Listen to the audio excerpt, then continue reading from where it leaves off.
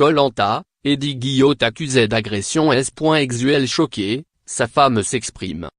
La 19e saison de Koh-Lanta, TF1, a été annulée, alors que l'aventure venait à peine de commencer.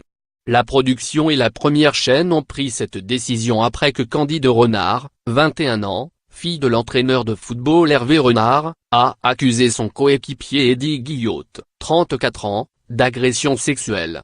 Une fois de retour en France, tous deux ont été entendus dans les locaux du SDPJ de Seine-Saint-Denis, mais aucune confrontation n'a eu lieu. À lire aussi. Les amours, une candidate choquée par son conjoint, t'as pas honte? Ed Vestovic accusé de viol, une 4e jeune femme l'accable. Maria Carey, encore accusée d'harcèlement sexuel, cette fois par sa manageuse. Eddie Guillot est ressorti quelques heures plus tard et, celui-ci étant domicilié en Meurthe-et-Moselle, le parquet de Nancy a repris l'affaire. Selon nos confrères de BFM TV, il a ouvert une information judiciaire pour agression sexuelle le mardi 15 mai 2018. Si la victime présumée ne s'est toujours pas exprimée depuis le début de l'affaire, Eddie Guillot a pris la parole auprès de nos confrères de Téléstar. Il a clamé son innocence et a rappelé que d'autres candidats avaient appuyé sa version des faits auprès de la production et de la police. Sa femme a aussi pris la décision de sortir de son silence. C'est à Closet qu'elle s'est livrée pour la première fois. Je n'ai jamais douté d'Eddie, il est incapable de faire une telle chose, déclare la jeune femme, enceinte de 3 mois, dans cet entretien à paraître dans l'hebdomadaire en date du 18 mai. À nos confrères, elle fait le récit des circonstances dans lesquelles elle a pris connaissance de l'incident. J'ai appris cette affaire sur Internet, comme tout le monde. Ça a eu lieu la nuit et, le matin en me levant, j'avais plein de messages de copines sur Facebook. Au début, on parlait de grosses bagarres et, à la production, on refusait de me dire ce qui s'était passé.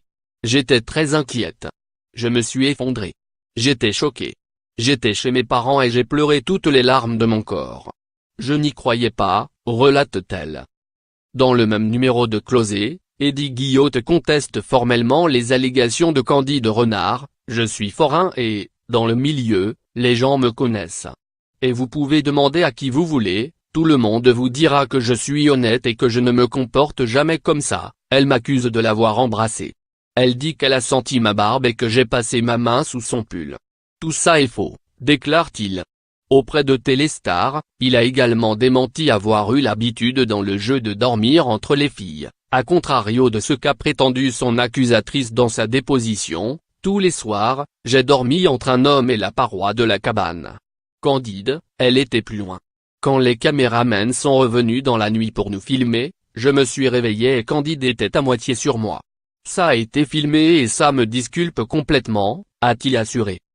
Pour rappel, le 11 mai dernier, la productrice d'Alp Alexia Laroche-Joubert s'exprimait par voie de communiqué.